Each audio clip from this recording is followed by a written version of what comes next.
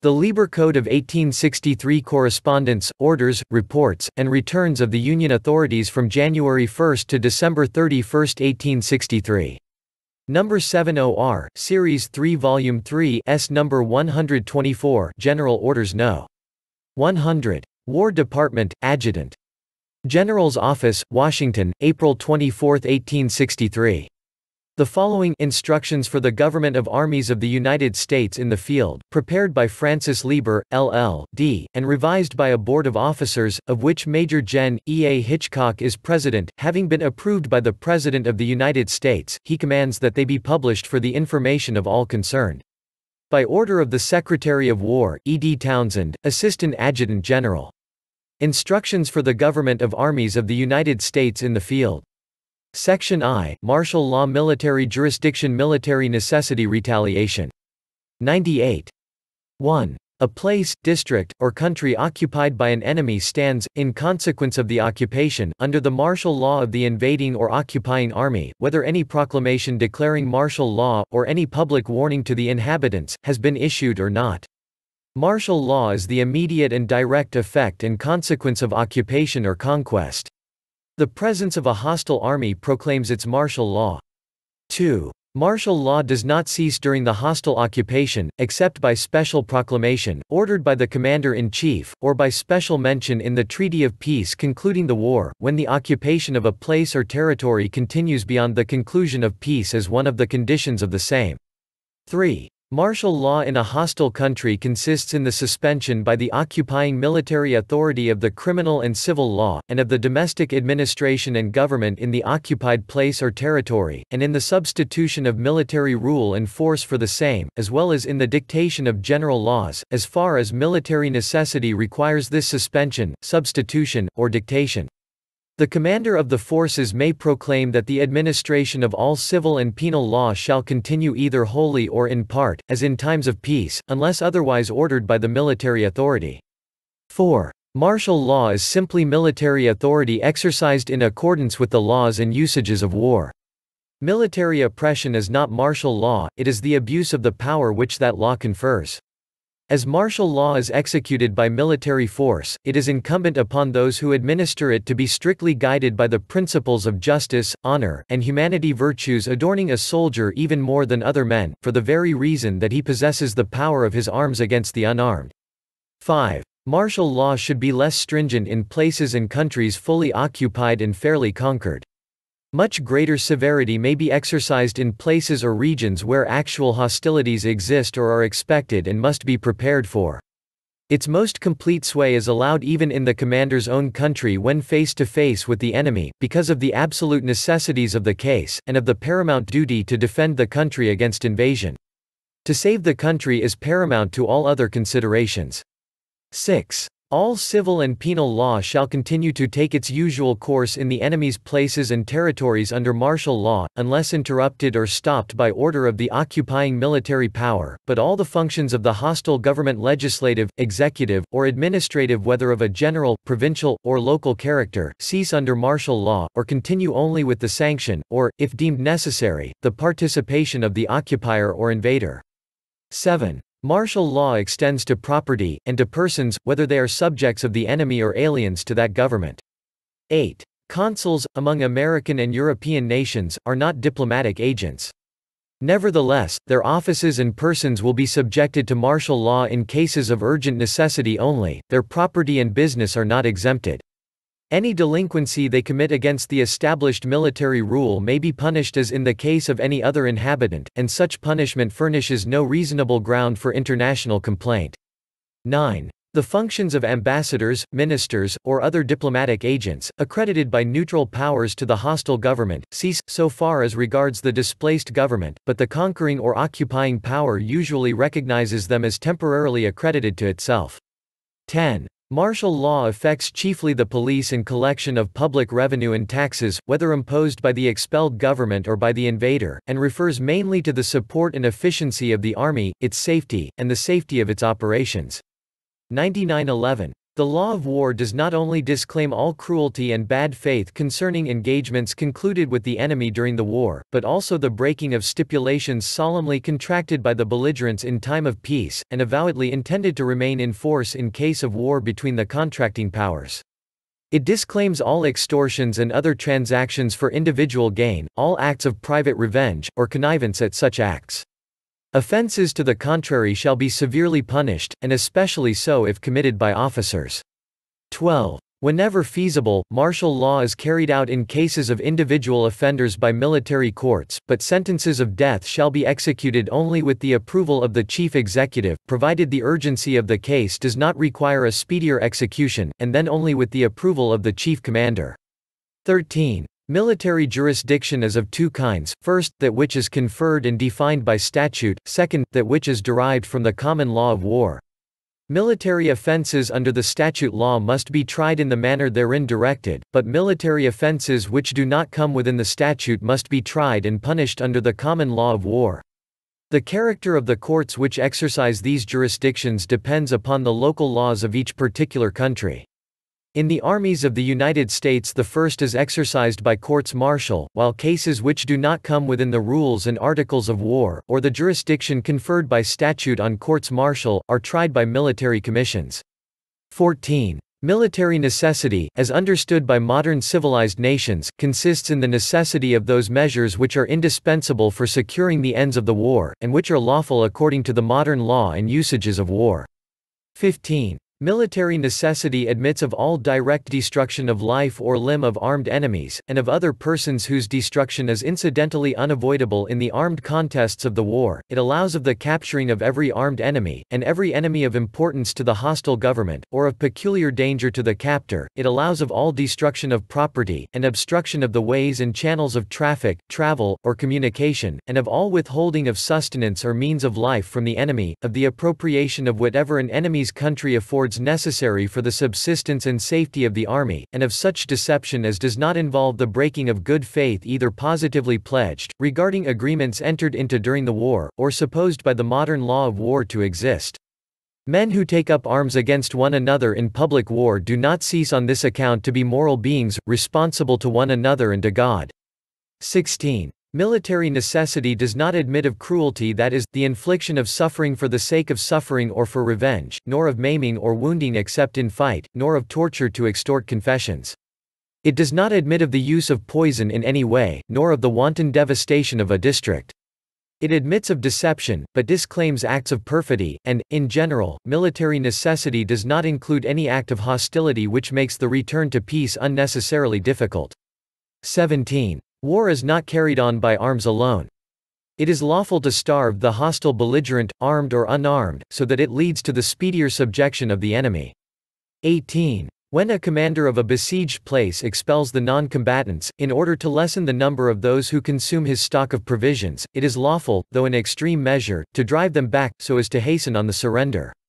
19. Commanders, whenever admissible, inform the enemy of their intention to bombard a place, so that the non-combatants, and especially the women and children, may be removed before the bombardment commences. But it is no infraction of the common law of war to omit thus to inform the enemy. Surprise may be a necessity. 120. Public war is a state of armed hostility between sovereign nations or governments. It is a law and requisite of civilized existence that men live in political, continuous societies, forming organized units, called states or nations, whose constituents bear, enjoy, and suffer, advance and retrograde together, in peace and in war. 21. The citizen or native of a hostile country is thus an enemy, as one of the constituents of the hostile state or nation, and as such is subjected to the hardships of the war. 22. Nevertheless, as civilization has advanced during the last centuries, so has likewise steadily advanced, especially in war on land, the distinction between the private individual belonging to a hostile country and the hostile country itself, with its men in arms. The principle has been more and more acknowledged that the unarmed citizen is to be spared in person, property, and honor as much as the exigencies of war will admit. 23. Private citizens are no longer murdered, enslaved, or carried off to distant parts, and the inoffensive individual is as little disturbed in his private relations as the commander of the hostile troops can afford to grant in the overruling demands of a vigorous war. 24. The almost universal rule in remote times was, and continues to be with barbarous armies, that the private individual of the hostile country is destined to suffer every privation of liberty and protection and every disruption of family ties. Protection was, and still is with uncivilized people, the exception. 25. In modern regular wars of the Europeans and their descendants in other portions of the globe, protection of the inoffensive citizen of the hostile country is the rule, privation and disturbance of private relations are the exceptions. 26. Commanding generals may cause the magistrates and civil officers of the hostile country to take the oath of temporary allegiance or an oath of fidelity to their own victorious government or rulers, and they may expel everyone who declines to do so. But whether they do so or not, the people and their civil officers owe strict obedience to them as long as they hold sway over the district or country, at the peril of their lives. 27. The law of war can no more wholly dispense with retaliation than can the law of nations, of which it is a branch. Yet civilized nations acknowledge retaliation as the sternest feature of war. A reckless enemy often leaves to his opponent no other means of securing himself against the repetition of barbarous outrage. 28. Retaliation will therefore never be resorted to as a measure of mere revenge, but only as a means of protective retribution, and moreover cautiously and unavoidably, that is to say, retaliation shall only be resorted to after careful inquiry into the real occurrence and the character of the misdeeds that may demand retribution. Unjust or inconsiderate retaliation removes the belligerents farther and farther from the mitigating rules of regular war, and by rapid steps leads them nearer to the internecine wars of savages. 29. Modern times are distinguished from earlier ages by the existence at one and the same time of many nations and great governments related to one another in close intercourse. Peace is their normal condition, war is the exception. The ultimate object of all modern war is a renewed state of peace. The more vigorously wars are pursued, the better it is for humanity. Sharp wars are brief.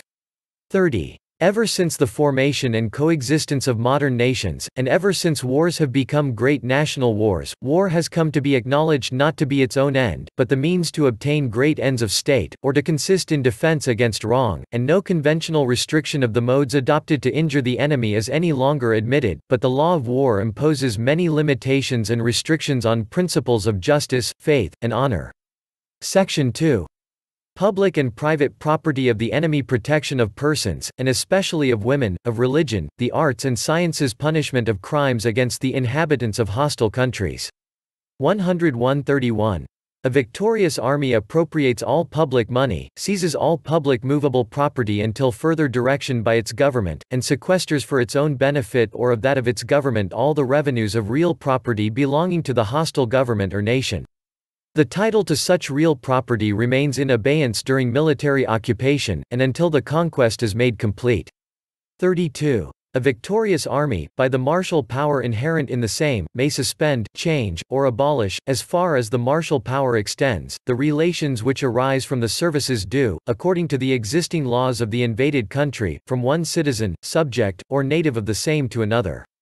The commander of the army must leave it to the ultimate treaty of peace to settle the permanency of this change.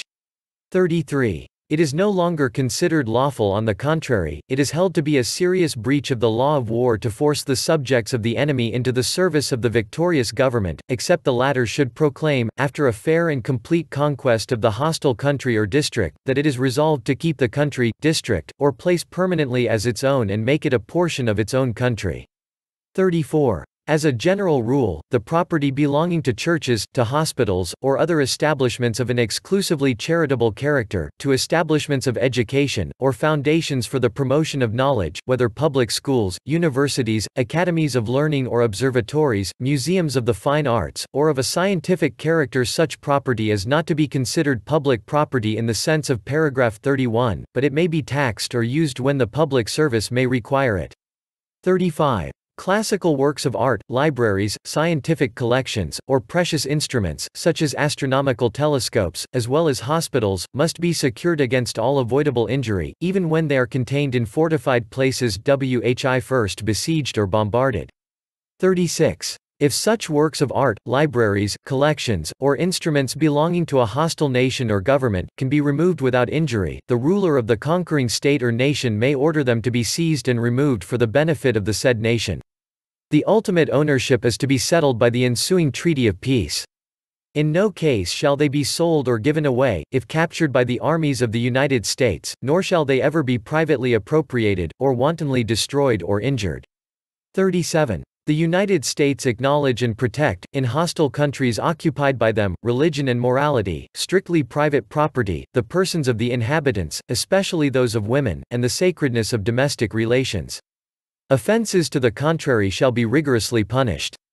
This rule does not interfere with the right of the victorious invader to tax the people or their property, to levy forced loans, to billet soldiers, or to appropriate property, especially houses, lands, boats or ships, and the churches, for temporary and military uses. 38. Private property, unless forfeited by crimes or by offenses of the owner, can be seized only by way of military necessity, for the support or other benefit of the Army or of the United States. If the owner has not fled, the commanding officer will cause receipts to be given, which may serve the spoliated owner to obtain indemnity. 39. The salaries of civil officers of the hostile government who remain in the invaded territory, and continue the work of their office, and can continue it according to the circumstances arising out of the war, such as judges, administrative or political officers, officers of city or communal governments, are paid from the public revenue of the invaded territory until the military government has reason wholly or partially to discontinue it. Salaries or incomes connected with purely honorary titles are always stopped. 102.40. There exists no law or body of authoritative rules of action between hostile armies, except that branch of the law of nature and nations which is called the law and usages of war on land. 41. All municipal law of the ground on which the armies stand, or of the countries to which they belong, is silent and of no effect between armies in the field. 42. Slavery, complicating and confounding the ideas of property, that is, of a thing, and of personality, that is, of humanity, exists according to municipal or local law only. The law of nature and nations has never acknowledged it. The digest of the Roman law enacts the early dictum of the pagan jurist, that, so far as the law of nature is concerned, all men are equal. Fugitives escaping from a country in which they were slaves, villains, or serfs, into another country, have, for centuries past, been held free and acknowledged free by judicial decisions of European countries, even though the municipal law of the country in which the slave had taken refuge acknowledged slavery within its own dominions. 43. Therefore, in a war between the United States and a belligerent which admits of slavery, if a person held in bondage by that belligerent be captured by or come as a fugitive under the protection of the military forces of the United States, such person is immediately entitled to the rights and privileges of a freeman. To return such person into slavery would amount to enslaving a free person, and neither the United States nor any officer under their authority can enslave any human being. Moreover, a person so made free by the law of war is under the shield of the law of nations, and the former owner or state can have, by the law of postliminy, no belligerent lien or claim of service. 44. All wanton violence committed against persons in the invaded country, all destruction of property not commanded by the authorized officer, all robbery, all pillage or sacking, even after taking a place by main force, all rape, wounding, maiming, or killing of such inhabitants, are prohibited under the penalty of death, or such other severe punishment as may seem adequate for the gravity of the offense. A soldier, officer, or private, in the act of committing such violence, and disobeying a superior ordering him to abstain from it, may be lawfully killed on the spot by such superior. 45. All captures and booty belong, according to the modern law of war, primarily to the government of the captor. Prize money, whether on sea or land, can now only be claimed under local law. 46. Neither officers nor soldiers are allowed to make use of their position or power in the hostile country for private gain, not even for commercial transactions otherwise legitimate. Offenses to the contrary committed by commissioned officers will be punished with cashiering or such other punishment as the nature of the offense may require. If by soldiers, they shall be punished according to the nature of the offense. 47. Crimes punishable by all penal codes, such as arson, murder, maiming, assaults, highway robbery, theft, burglary, fraud, forgery, and rape, if committed by an American soldier in a hostile country against its inhabitants, are not only punishable as at home, but in all cases in which death is not inflicted the severer punishment shall be preferred. Section 3. Deserters, prisoners of war, hostages, booty on the battlefield. 48. Deserters from the American Army, having entered the service of the enemy, suffer death if they fall again into the hands of the United States, whether by capture or being delivered up to the American Army, and if a deserter from the enemy, having taken service in the Army of the United States, is captured by the enemy, and punished by them with death or otherwise, it is not a breach against the law and usages of war, requiring redress or retaliation.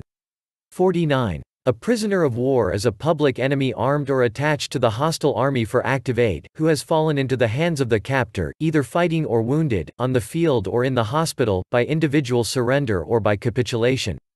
All soldiers, of whatever species of arms, all men who belong to the rising en masse of the hostile country, all those who are attached to the army for its efficiency and promote directly the object of the war, except such as are hereinafter 103 provided for, all disabled men or officers on the field or elsewhere, if captured, all enemies who have thrown away their arms and ask for quarter, are prisoners of war, and as such exposed to the inconveniences as well as entitled to the privileges of a prisoner of war.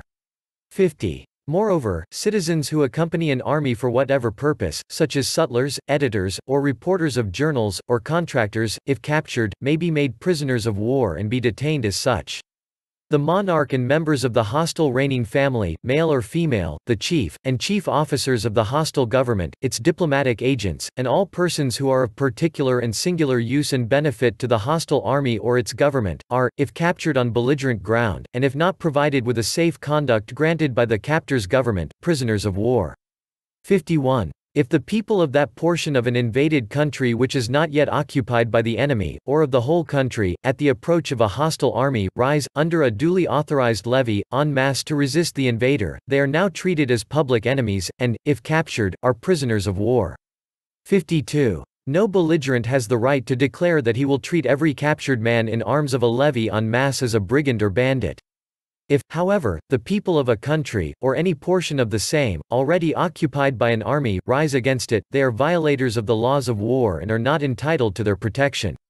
53. The enemy's chaplains, officers of the medical staff, apothecaries, hospital nurses, and servants, if they fall into the hands of the American army, are not prisoners of war, unless the commander has reasons to retain them. In this latter case, or if, at their own desire, they are allowed to remain with their captured companions, they are treated as prisoners of war, and may be exchanged if the commander sees fit. 54. A hostage is a person accepted as a pledge for the fulfillment of an agreement concluded between belligerents during the war, or in consequence of a war. Hostages are rare in the present age. 55. If a hostage is accepted, he is treated like a prisoner of war, according to rank and condition, as circumstances may admit. 56. A prisoner of war is subject to no punishment for being a public enemy, nor is any revenge wreaked upon him by the intentional infliction of any suffering, or disgrace, by cruel imprisonment, want of food, by mutilation, death, or any other barbarity. 57. So soon as a man is armed by a sovereign government and takes the soldier's oath of fidelity, he is a belligerent. His killing, wounding, or other warlike acts are no individual crimes or offenses. No belligerent has a right to declare that enemies of a certain class, color, or condition, when properly organized as soldiers, will not be treated by him as public enemies. 58. The law of nations knows of no distinction of color, and if an enemy of the United States should enslave and sell any captured persons of their army, it would be a case for the severest retaliation, if not redressed upon complaint. The United States cannot retaliate by enslavement, therefore death must be the retaliation for this crime against the law of nations.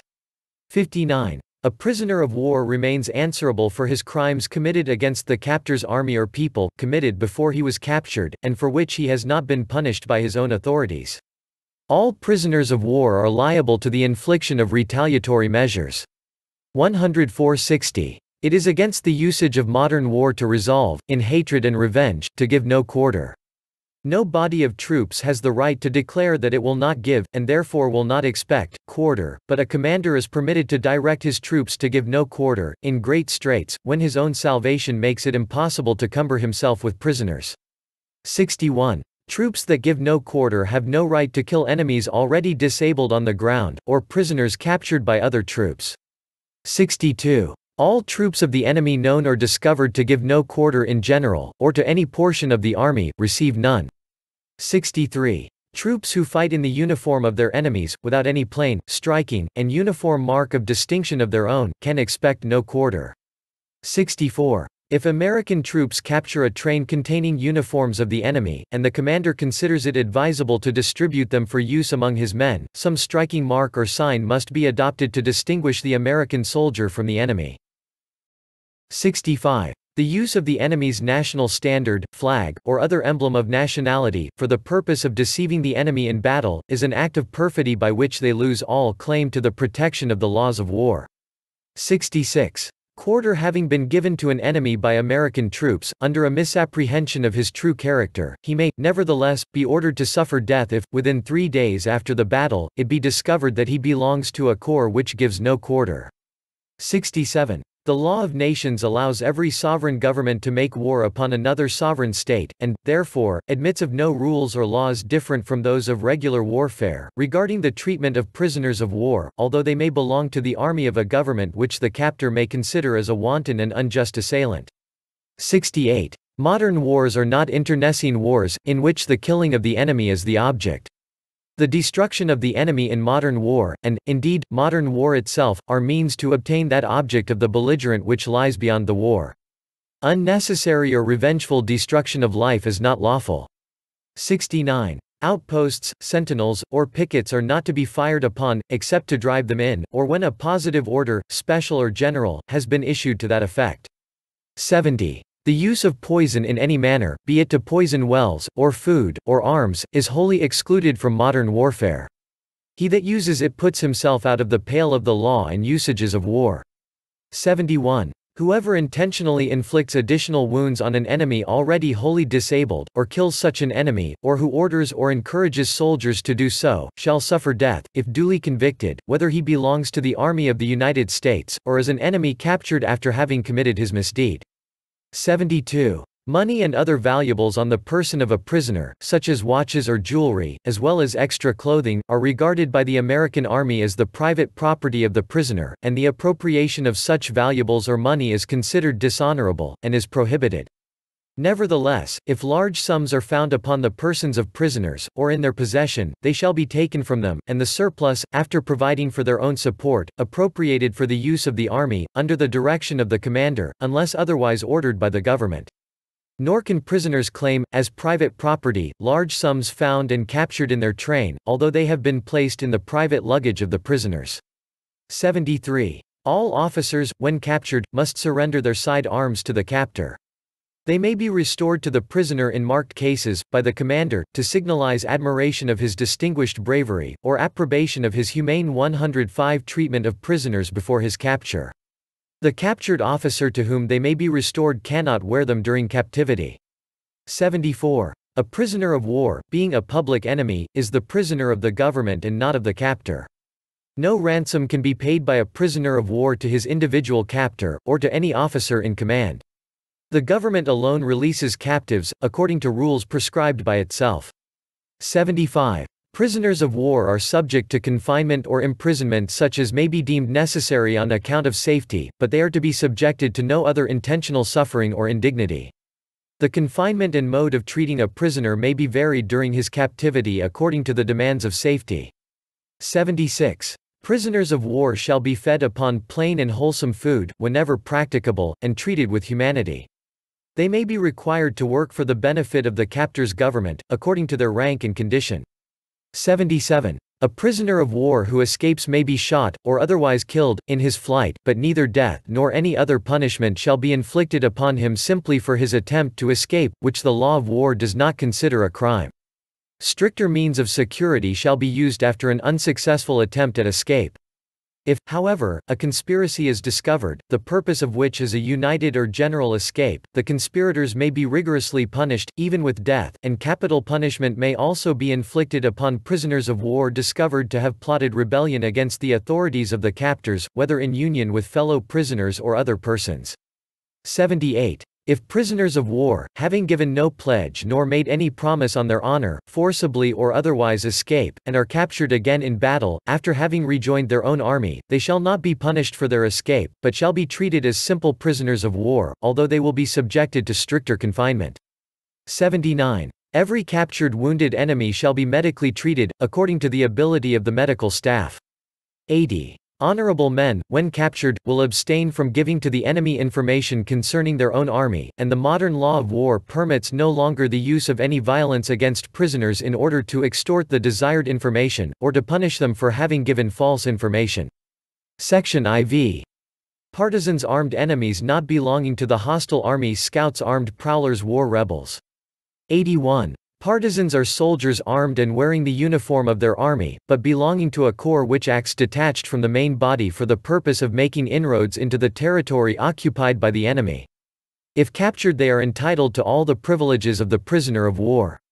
82. Men, or squads of men, who commit hostilities, whether by fighting, or inroads for destruction or plunder, or by raids of any kind, without commission, without being part and portion of the organized hostile army, and without sharing continuously in the war, but who do so with intermitting returns to their homes and avocations, or with the occasional assumption of the semblance of peaceful pursuits, divesting themselves of the character or appearance of soldiers. Such men, or squads of men, are not public enemies, and therefore, if captured, are not entitled to the privileges of prisoners of war, but shall be treated summarily as highway robbers or pirates. 83. Scouts are single soldiers, if disguised in the dress of the country, or in the uniform of the army hostile to their own, employed in obtaining information, if found within or lurking about the lines of the captor, are treated as spies, and suffer death. 84. Armed prowlers, by whatever names they may be called, or persons of the enemy's territory, who steal within the lines of the hostile army for the purpose of robbing, killing, or of destroying bridges, roads, or canals, or of robbing or destroying the mail, or of cutting the telegraph wires, are not entitled to the privileges of the prisoner of war. 106-85. War rebels are persons within an occupied territory who rise in arms against the occupying or conquering army, or against the authorities established by the same. If captured, they may suffer death, whether they rise singly, in small or large bands, and whether called upon to do so by their own, but expelled, government or not. They are not prisoners of war, nor are they if discovered and secured before their conspiracy has matured to an actual rising or to armed violence. Section V. Safe conduct, spies, war traitors, captured messengers, abuse of the flag of truce. 86. All intercourse between the territories occupied by belligerent armies, whether by traffic, by letter, by travel, or in any other way, ceases. This is the general rule, to be observed without special proclamation. Exceptions to this rule, whether by safe conduct or permission to trade on a small or large scale, or by exchanging mails, or by travel from one territory into the other, can take place only according to agreement approved by the government or by the highest military authority. Contraventions of this rule are highly punishable. 87. Ambassadors, and all other diplomatic agents of neutral powers accredited to the enemy may receive safe conducts through the territories occupied by the belligerents, unless there are military reasons to the contrary, and unless they may reach the place of their destination conveniently by another route. It implies no international affront if the safe conduct is declined. Such passes are usually given by the supreme authority of the state and not by subordinate officers. 88. A spy is a person who secretly, in disguise or under false pretense, seeks information with the intention of communicating it to the enemy. The spy is punishable with death by hanging by the neck, whether or not he succeeds in obtaining the information or in conveying it to the enemy. 89. If a citizen of the United States obtains information in a legitimate manner and betrays it to the enemy, be he a military or civil officer, or a private citizen, he shall suffer death.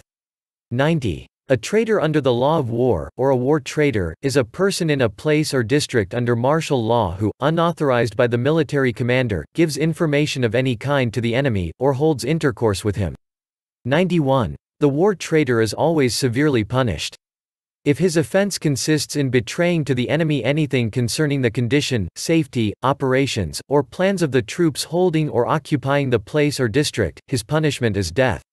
92. If the citizen or subject of a country or place invaded or conquered gives information to his own government, from which he is separated by the hostile army, or to the army of his government, he is a war traitor, and death is the penalty of his offense. 93. All armies in the field stand in need of guides, and impress them if they cannot obtain them otherwise. 94. No person having been forced by the enemy to serve as guide is punishable for having done so.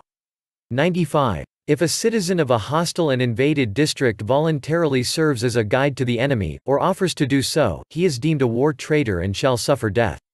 96. A citizen serving voluntarily as a guide against his own country commits treason, and will be dealt with according to the law of his country. 97. Guides, when it is clearly proved that they have misled intentionally, may be put to death. 98. All unauthorized or secret communication with the enemy is considered treasonable by the law of war. 107. Foreign residents in an invaded or occupied territory or foreign visitors in the same can claim no immunity from this law.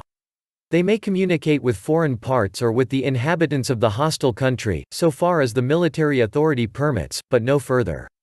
Instant expulsion from the occupied territory would be the very least punishment for the infraction of this rule.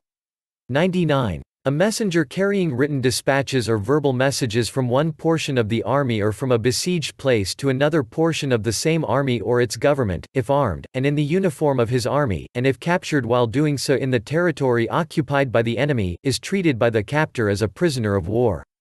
If not in uniform nor a soldier, the circumstances connected with his capture must determine the disposition that shall be made of him.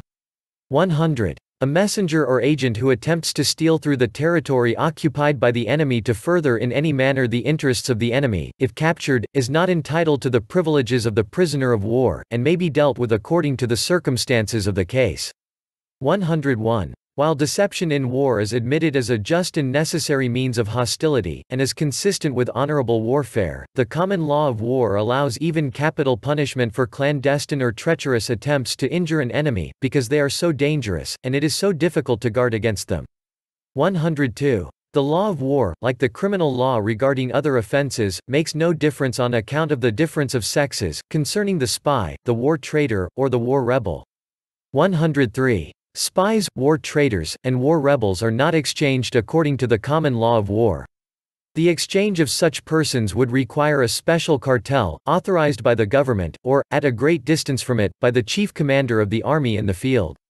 104. A successful spy or war traitor, safely returned to his own army, and afterward captured as an enemy, is not subject to punishment for his acts as a spy or war traitor, but he may be held in closer custody as a person individually dangerous. Section V. Exchange of prisoners, flags of truce, flags of protection.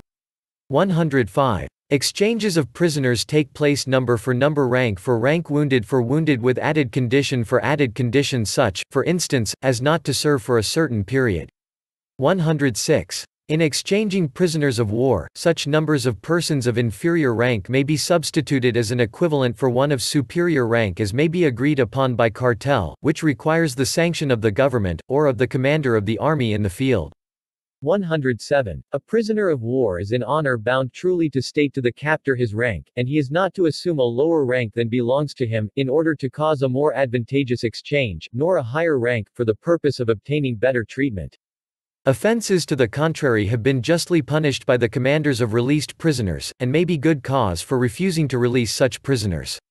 108. The surplus number of prisoners of war remaining after an exchange has taken place is sometimes released either for the payment of a stipulated sum of money, or, in urgent cases, of provision, clothing, or other necessaries. Such arrangement, however, requires the sanction of the highest authority. 109. The exchange of prisoners of war is an act of convenience to both belligerents. If no general cartel has been concluded, it cannot be demanded by either of them. No belligerent is obliged to exchange prisoners of war. 108. A cartel is voidable as soon as either party has violated it. 110. No exchange of prisoners shall be made except after complete capture, and after an accurate account of them, and a list of the captured officers, has been taken. 111. The bearer of a flag of truce cannot insist upon being admitted. He must always be admitted with great caution.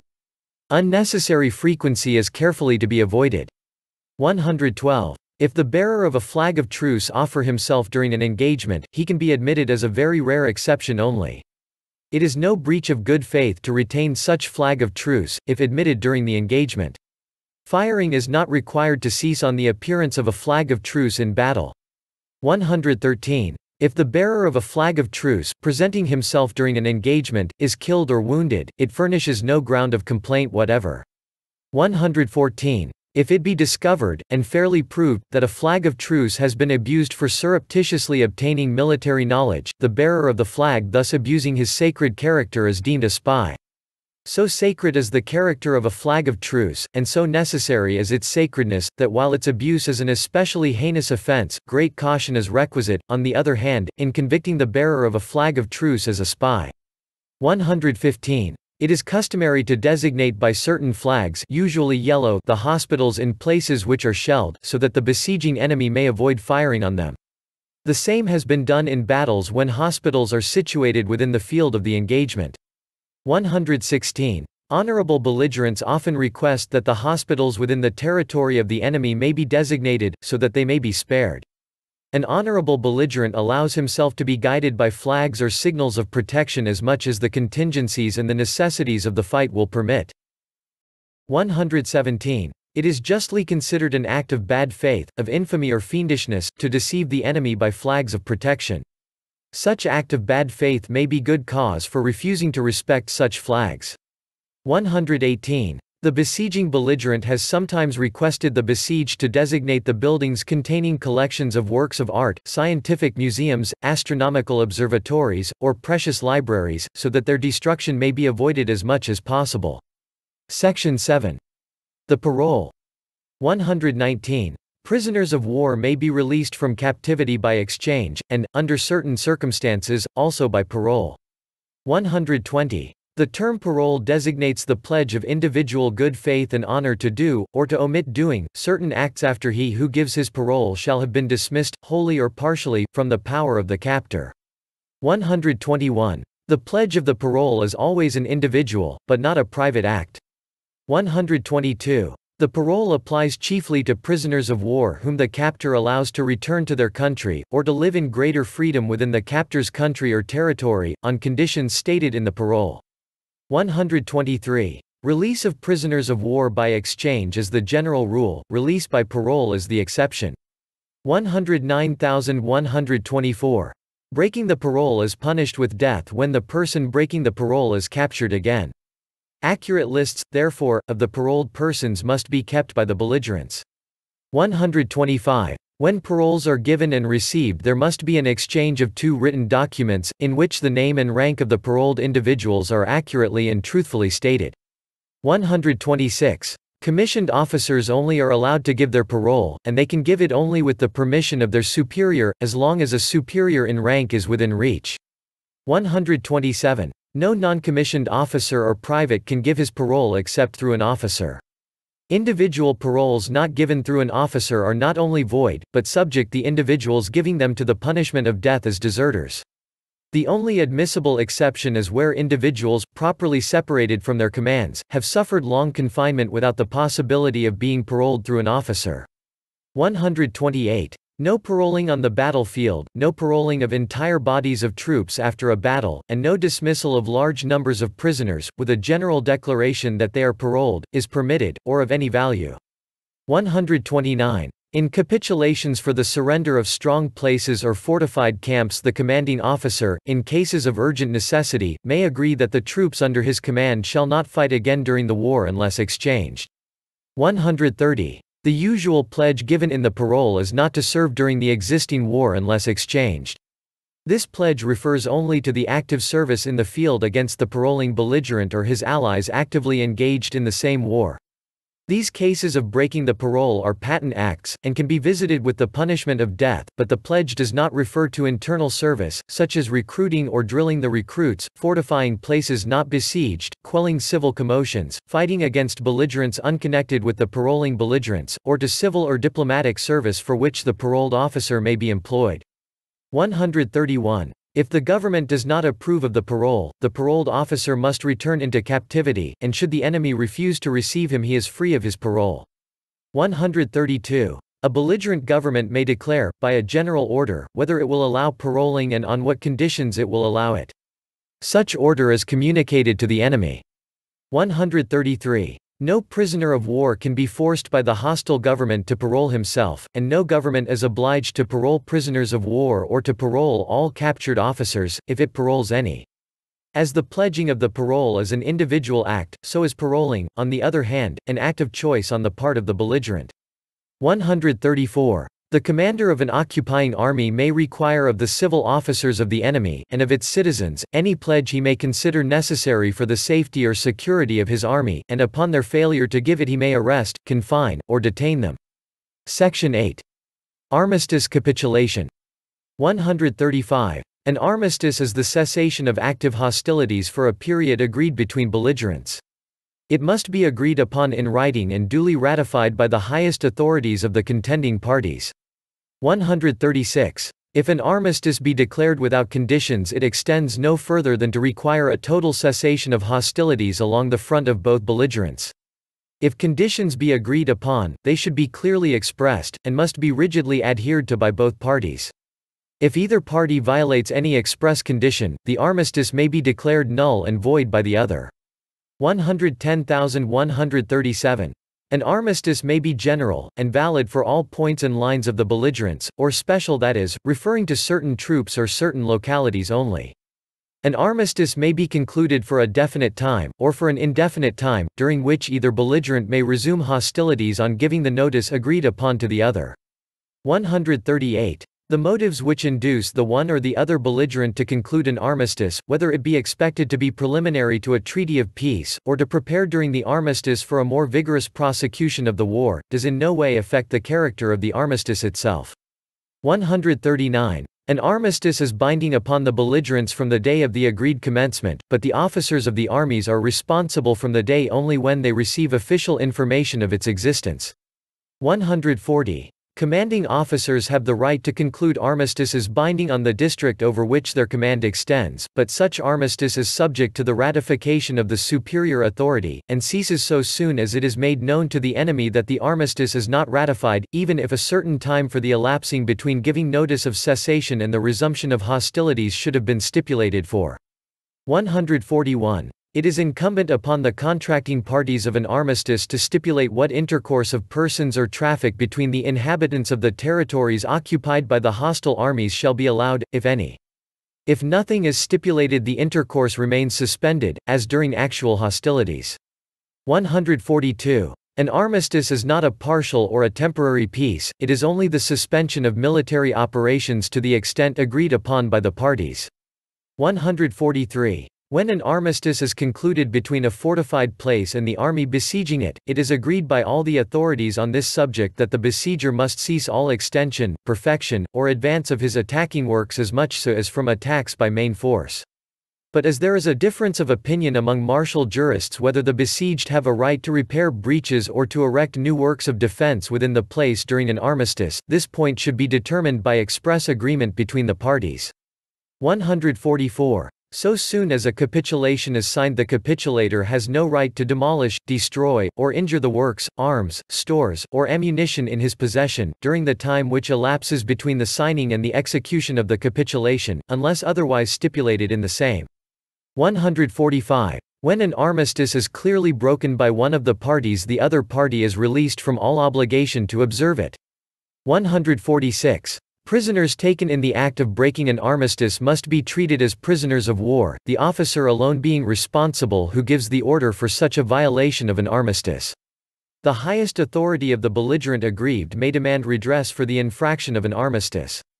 147. Belligerents sometimes conclude an armistice while their plenipotentiaries are met to discuss the conditions of a treaty of peace, but plenipotentiaries may meet without a preliminary armistice. In the latter case, the war is carried on without any abatement. Section X. Assassination. 148. The law of war does not allow proclaiming either an individual belonging to the hostile army, or a citizen, or a subject of the hostile government an outlaw, who may be slain without trial by any captor, any more than the modern law of peace allows such international outlawry. On the contrary, it abhors such outrage. The sternest retaliation should follow the murder committed in consequence of such proclamation, made by whatever authority.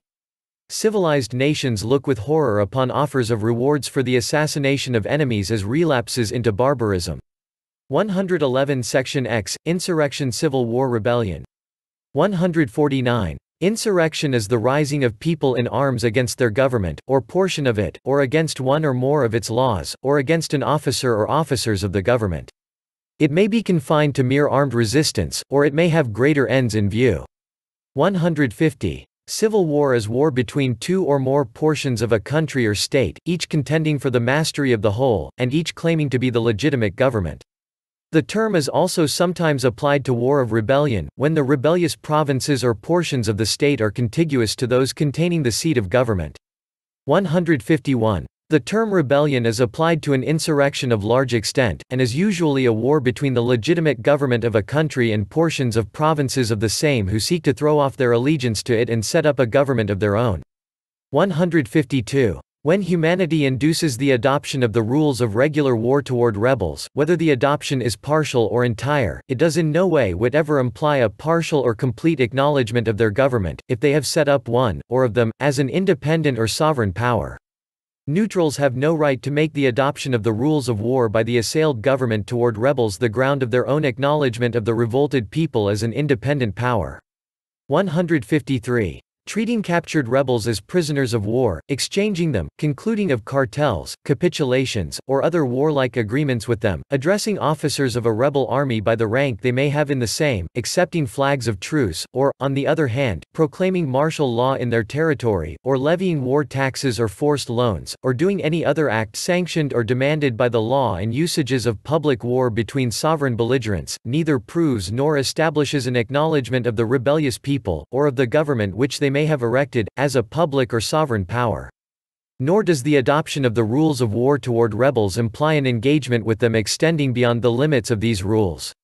It is victory in the field that ends the strife and settles the future relations between the contending parties. 154. Treating in the field the rebellious enemy according to the law and usages of war has never prevented the legitimate government from trying the leaders of the rebellion or chief rebels for high treason, and from treating them accordingly, unless they are included in a general amnesty.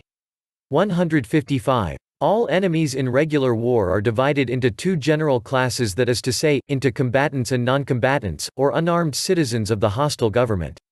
The military commander of the legitimate government, in a war of rebellion, distinguishes between the loyal citizen in the revolted portion of the country and the disloyal citizen. The disloyal citizens may further be classified into those citizens known to sympathize with the rebellion without positively aiding it, and those who, without taking up arms, give positive aid and comfort to the rebellious enemy without being bodily forced thereto. 156. Common justice and plain expediency require that the military commander protect the manifestly loyal citizens in revolted territories against the hardships of the war as much as the common misfortune of all war admits. The commander will throw the burden of the war, as much as lies within his power, on the disloyal citizens of the revolted portion or province, subjecting them to a stricter police than the non-combatant enemies have to suffer in regular war, and if he deems it appropriate, or if his government demands of him that every citizen shall, by an oath of allegiance, or by some other manifest act, declare his fidelity to the legitimate government, he may expel, transfer, imprison, or fine the revolted citizens who refuse to pledge themselves anew as citizens obedient to the law and loyal to the government. Whether it is expedient to do so, and whether reliance can be placed upon such oaths, the commander or his government have the right to decide.